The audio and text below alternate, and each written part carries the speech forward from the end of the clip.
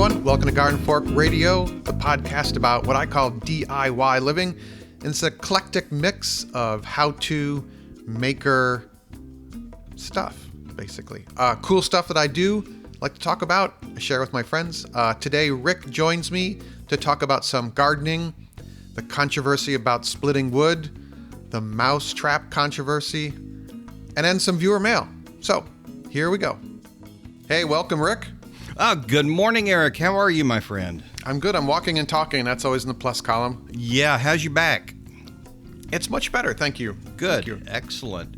Yeah, we kind of have been missing each other the last week or so, but I'm glad you found some folks to help fill. Well, you're always out in the garden, so...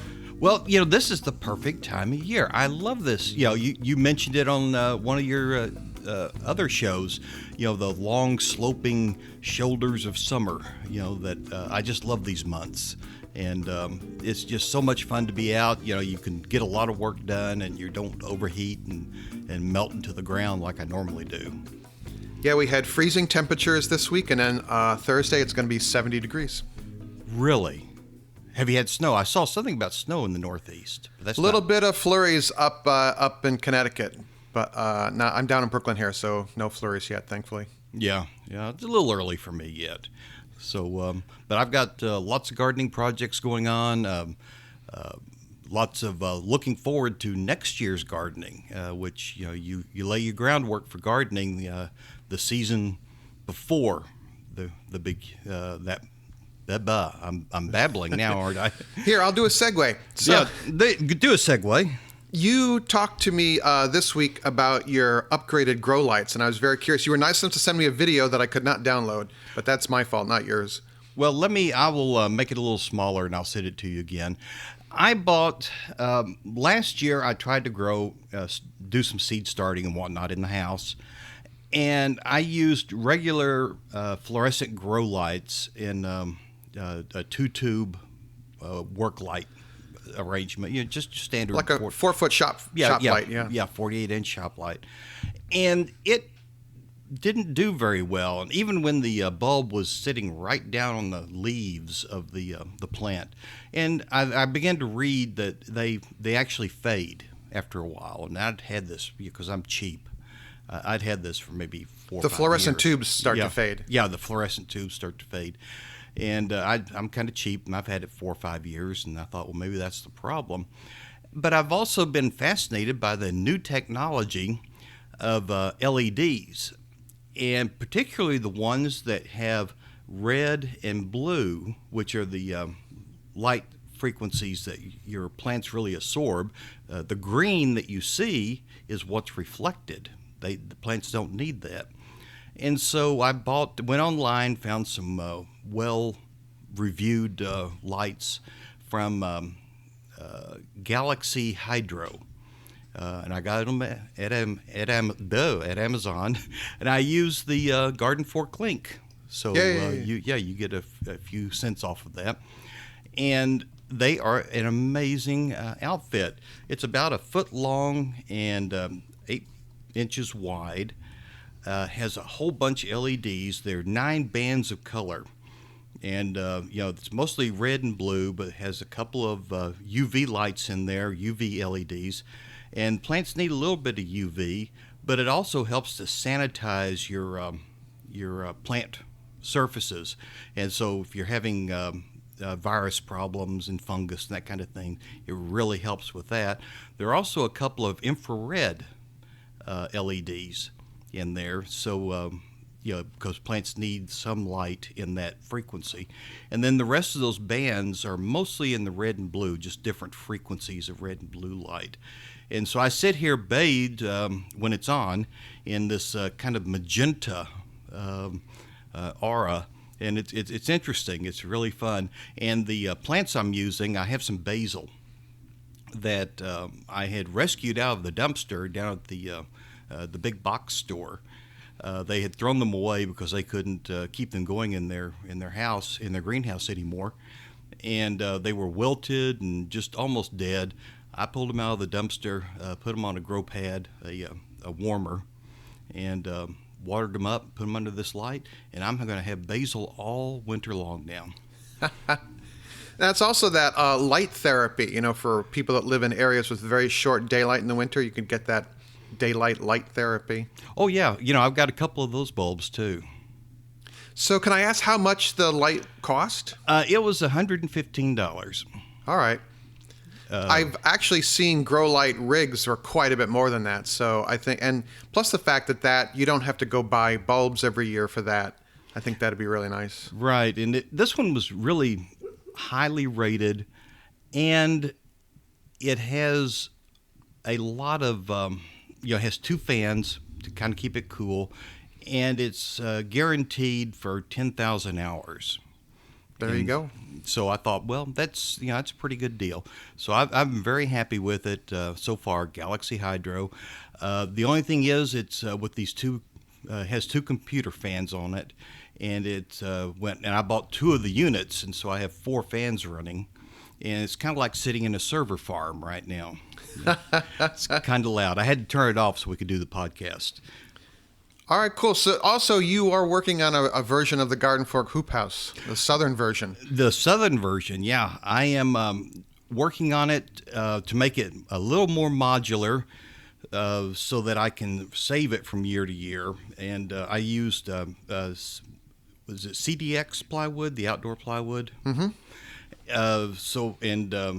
I'm going to sheathe it along the bottom so where it contacts the earth so it doesn't rot there.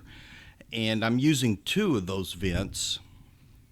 The thermatic vent that we have on the end of the hoop house. They open at 70 degrees, they close at 40. And I'm using 2 because I'm so much farther south than you are that I think I'll need the extra ventilation and cross ventilation for it. And I'm building it so I can take it apart and stand it up against the fence and save it and then reuse it next year and see if I can't get 4 or 5 years out of this.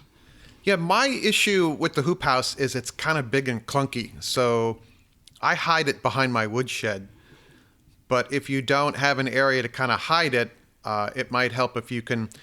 The PVC hoops you can take and remove, and you can break it down, but it's still kind of a bulky big thing. And I found that the plastic I use, which is just plastic from your home supply store, it lasts 2 years. Right. Unless you get a really heavy snow and it might pierce it. Or like a tree limb, like I've had tree limbs come flying into the yard and they missile right through the plastic.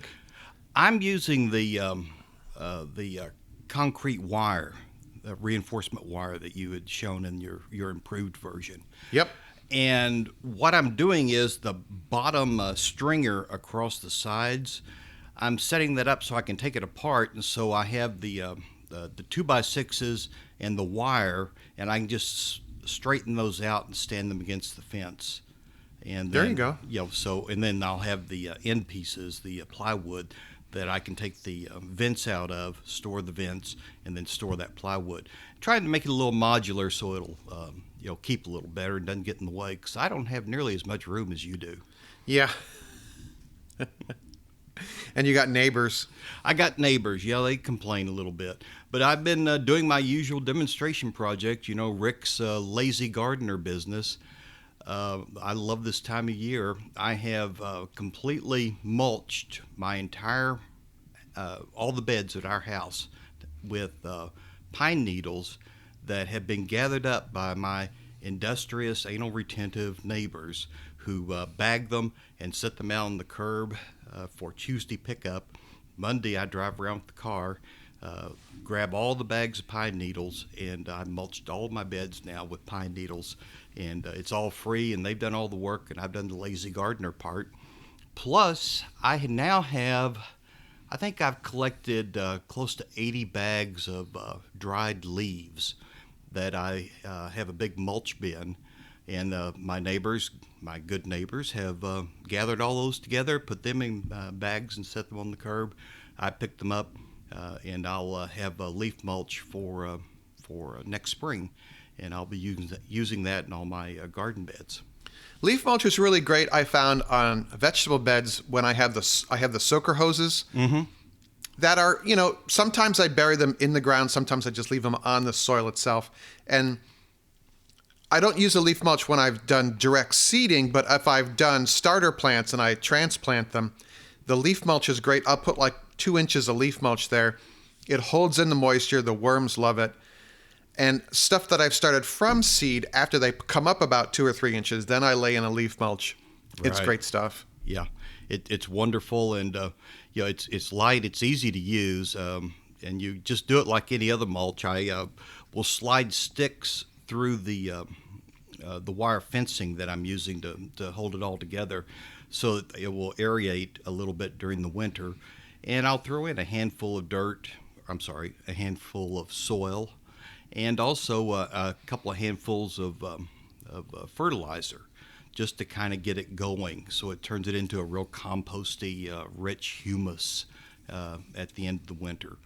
If you have neighbors that have cows or horses, if you throw a couple shovelfuls of manure in there, it's like a yeast starter, you know? Oh yeah, yeah. You also have a video on cold frames. Mm-hmm.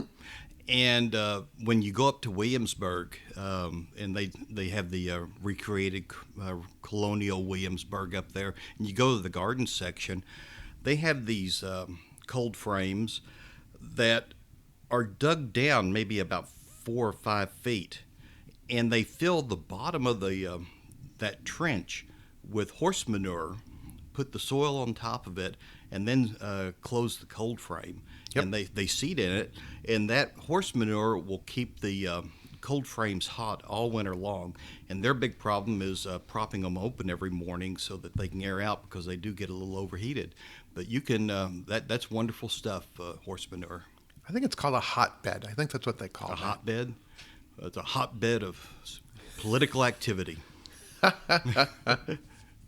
Well, speaking of hot topics, I posted a video last week about splitting wood with your axe, and I did not realize people's strong opinions about this. So, is this worse than the chainsaw massacre that you had? You know, I just wanted to make a video to show people go outside. Almost everyone has an axe in their tool shed, you know. It's probably been there for 20 years, but sharpen your axe. I had some birch, so it's a light wood rather than like a hardwood like oak. And you can spend a half hour splitting wood, and you're outside, you're exercising, and get some work done. So I made a video about that, and just showing the basics of throwing an axe, that kind of thing. And you know, it helps people like me, because I never grew up around that kind of thing. So I don't have any background, any knowledge in it, and I appreciate you doing it. It's so funny, because I think it's obvious how to split wood. Yeah. What did you do wrong? Apparently something... I used an axe instead of a maul. What's the difference? Well, an axe, according to some people, is used for basically chopping down trees, mm-hmm. or chopping limbs off of fallen trees. If you want to split wood, you should use a maul. And a maul is like a sledgehammer with an axe front. It has a much thicker body to it. And my biggest sin was on some of the birch, the axe didn't split through, so I used a sledge to tap the axe head through the wood. And over time, and I agree with this, you can mushroom the back of the axe and ruin it by hitting it with a sledgehammer. Mm-hmm. But I wasn't slamming it, and I was basically just tapping it through. And not every time, but there were quite a few people that were like, you should never do that. And I'm like, it's birch, it's a light wood, and it's an axe, and I'm in my backyard. So it's mine. Yeah. Well, that makes sense to me. It was a single-edged axe. You weren't hitting on like a double-edged axe, were you? Right. So is a maul just bigger and heavier? It is, and you can also throw your back out easier with a maul. And not everyone can throw a maul. They make lighter ones, they make heavier ones. So my point was just to go split some wood, Well, I like the second video better, where you borrowed your neighbor's hydraulic wood splitter. Yeah. I think that works a lot better. That's the lazy man's way, and that's my way. The key to that is maintaining good relations with my neighbor, is that I returned that splitter cleaner than when I got it. Oh, yeah. And I put fresh gas in it with gas stabilizer, and I filled up the tank. It's not a very big tank, but still, I made sure he saw that the thing was much cleaner when he got it back, and so he'll let me borrow it again. Oh, that's great. just bring back the tools cleaner than you got them, and bring it back promptly. I have a neighbor who borrowed my hand truck last week. I don't have it back yet, and I'm like, Yeah, that's always annoying. I borrowed neighbor's rototiller to turn up a new bed out of grass, and I had it back that same day. You got to give it back. And I tried. I'm not sure I was as thorough as you were, but I cleaned it up and hosed it off and got all the grass that was kind of wrapped around the tines and whatnot, and got all that off before I took it back perfect. to him. Yeah.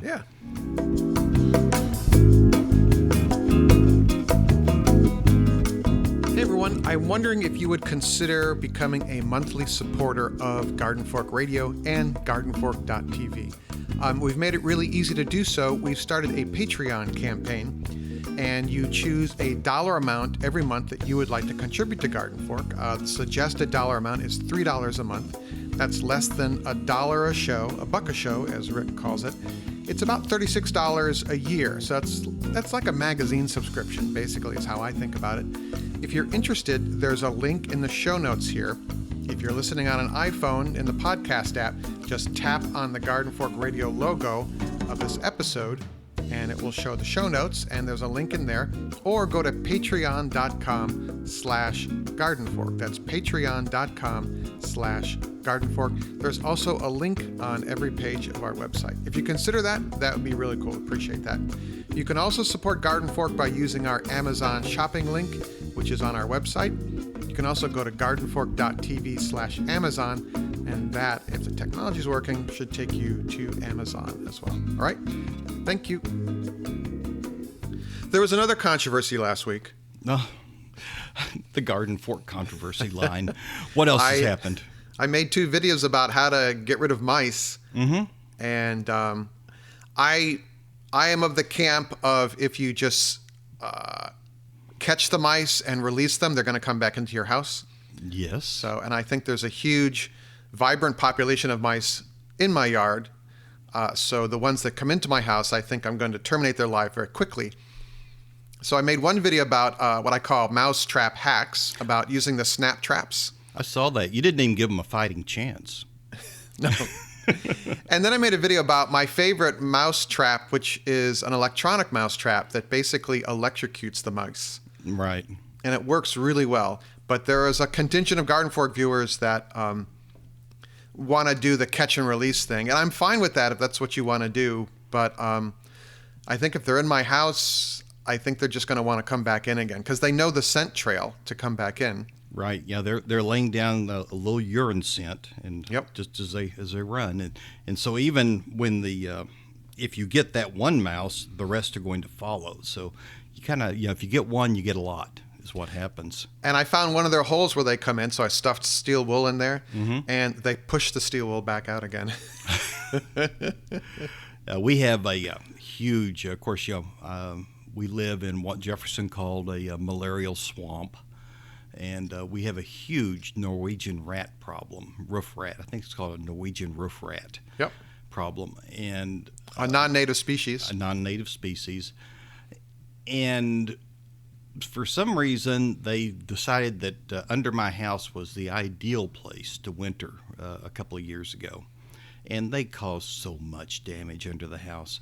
And silly me, I didn't realize that all I really had to do is just open the access and throw the 2 Cairn Terriers under there, and let them have a blast chasing rats. But it took me a while to get rid of them, and they gnawed on a lot of pulled down a lot of insulation, for bedding and whatnot that I had spent a lot of money putting up there, trying to secure the envelope of my house, the environmental envelope, to keep it cool and warm, control the humidity. And they also damaged some wiring. In fact, we had one rat that managed to electrocute himself the hard way. Yeah. Well, I'll link to the trap in the show notes here, but it's an electronic trap. It's about $20, but it works flawlessly. And the same company makes a larger version for rats. And my buddy in New York here is a building super, and he swears by this thing. Oh, really? I've never had rats in my house because I got the place pretty much buttoned up. But in a lot of rental buildings, they have problems, and this thing zaps them. I have seen like YouTube videos of the rat patrol in New York City, where they go into the abandoned buildings and whatnot, and that is frightening work. Some of those rats are really aggressive. You know, the weird thing is, my neighbors upstate are like, Eric, what neighborhood do you live in? Do you have drug addicts in the corner like we see on TV? And 99% of New York is not that, There's a couple pockets in New York that have some problems, but New York City is one of the safest places in the world to live. We have rats here because not everyone takes care of their garbage really well, and they just set it out in plastic bags, and it's just like, well, let's open that plastic bag and have some chicken, Yeah. So there is that issue. But anyway, so we don't have that many abandoned buildings. It's just I think the news kind of likes to show controversy. Oh yeah. That's makes me horrified going to New York, and of course there are people there, so I don't want to go. My biggest hint for people that if you have a mouse problem, I've run into this several times with friends, is that they leave the dog food out or the cat food out 24/7, right, on the floor, and I'm like, well, you're feeding the mice, You bet. One of the best things is you can go down to the green, or no, it's the orange or the blue store, and get one of their 5-gallon buckets, and there is an auxiliary lid, and it's not the snap-on lids that come with it. These are called a gamma lid, and it's a black lid that you have to pound on with a hammer, and then the center of the lid is segmented, and you can screw it off, and so you're actually adding a screw top to that lid. Yeah. And those things are pretty much rat-proof. If you need to preserve a large amount of dog food or cat food, or any kind of feed out in the open, so that the rats stay away from it. But if you don't feed the rats, they won't come back. Or mice. Yeah. Or mice. Hey, would you like to hear some viewer mail? A while ago, with the Garden Fork email list, I had a giveaway for some Troy-Bilt hand tools, and Troy-Bilt is a sponsor of Garden Fork. Thank you, Troy-Bilt. You can sign up for our email list. There's a link in the show notes here of this podcast, or just go to gardenfork.tv, and there's a sign up on every page of the site, usually at the top and on the right-hand side. I am eyeballing, by the way, a Troy-Bilt wood chipper and leaf mulcher to add to my leaf collection. I think I've got one cornered here locally that I found on Craigslist. It's used, but boy, those things are built tough, and they'll last forever. And, an unsolicited endorsement from Rick. And I'm also interested in what do they call the new multi-part system that the Flex? The Flex. If they would get the right combination of pieces, I'm actually kind of sold on that. Because if you can have one motor unit that you actually maintain really well, and then have different pieces you can put on it, I really want a generator, and I wouldn't mind a wood chipper, just kind of a lightweight one even. They're working on it. They're rolling out some new tools next spring. They're going to tell me about them. I'm also doing a video. Troy-Bilt sent me a 4-cycle string trimmer unit, and it's very much like the Flex system, where the motor, the shaft disconnects, and you take the string trimmer part off.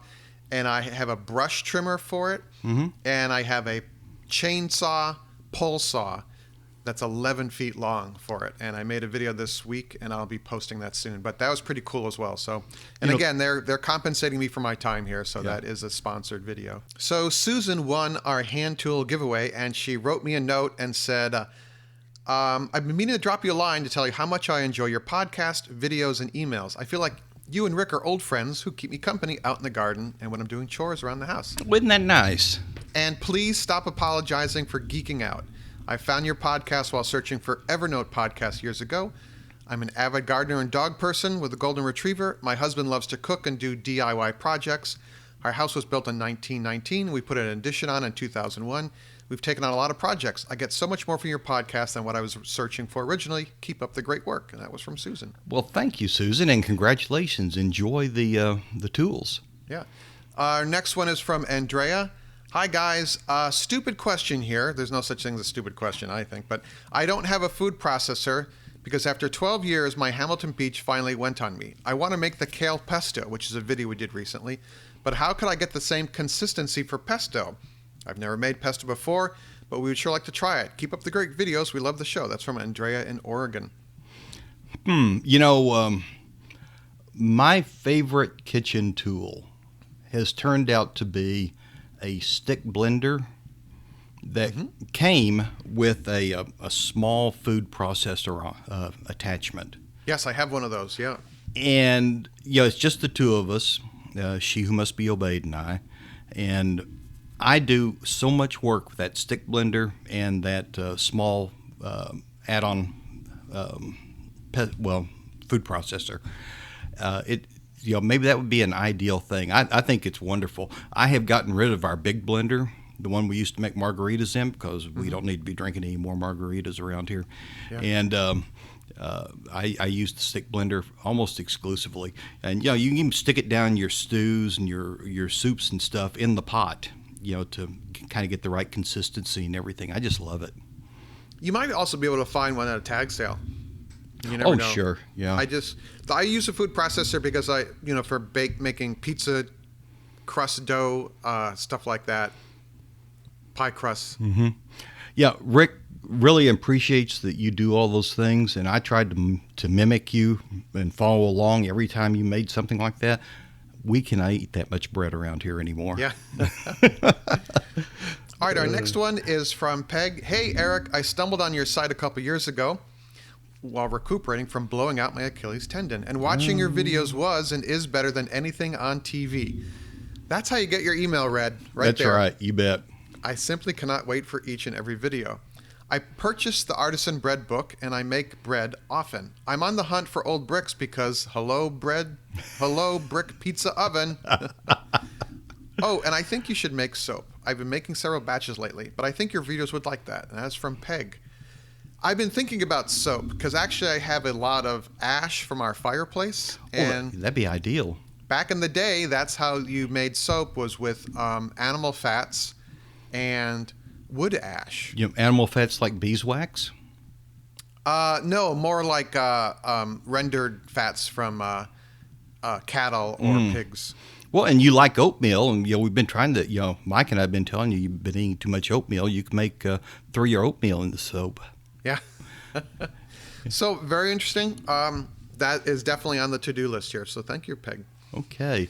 And then go ahead. There are kits too. You can kind of buy, from the bee supply houses have a lot of them, where you can kind of get a starter kit to, see how you like doing it, just to try your hand at it first time. And it's always nice to get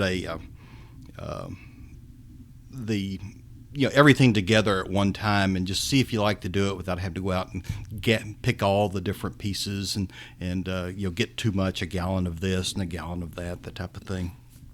Cool. Yeah. Our last one is a gardening question from Francois. Hey, Eric, apparently seeds will germinate faster after the husk has been scarred in some way. Mm-hmm. Could you do a video with some experiments regarding this?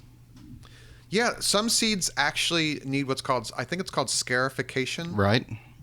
Which is to split the tough hull or the seed coat on the seed before it will germinate. Right. I don't know if all seeds need to do that. Well, some are too sensitive. I mean, like you wouldn't do it with tomato seeds. Or like lettuce seeds. Yeah, lettuce seeds, that type of thing. But some of the larger seeds, particularly like squash seeds, pumpkin seeds, that have a tough outer hull, nut seeds particularly, that they're made to pass through the digestive tract of animals and survive, and then land with the manure, some ready-grown fertilizer right there on a spot to begin a new plant, and so they're made to last a long time that way, so it helps to break them open a little bit. There are also there's some pine trees that the seeds of those pines will not grow until after a forest fire. I've heard that. The ponderosa pines. In the east, we have I think it's called a jack pine. There was a couple of years ago. There was a large forest, believe it or not, a forest fire in Long Island.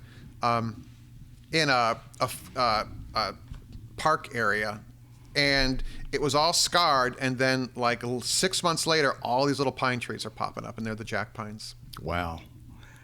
Also, coneflowers. Because I've grown coneflowers from seed.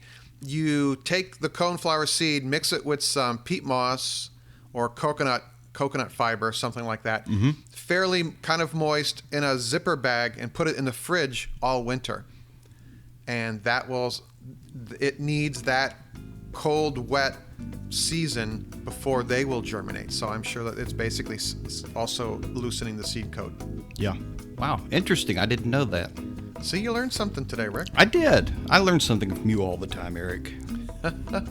How to use an axe. Well, and not use an axe. You use what you got. And sometimes, I would not hesitate if I didn't have tons of firewood to cut to use an axe the way you did instead of running out and buying a maul if that's what I had. Yeah. Well, what do you all think? It'd be good to hear from you guys. radio@gardenfork.tv. And if you express your undying love for the show, then we will read your email. All right. Well, thank you, Rick. Thanks for taking the time. Everyone here, thanks for listening. Well, I'm glad we finally connected. Boy, we had a couple of weeks where we just missed each other completely. That's okay, Rick. We will always connect. We will always connect. It's so good to hear your voice, my friend. All right, good to hear you, and thanks, everyone, and we'll see you next time. Okay, bye. Talk to you later. Bye-bye. Garden Fork's theme music is used under license from uniquetracks.com.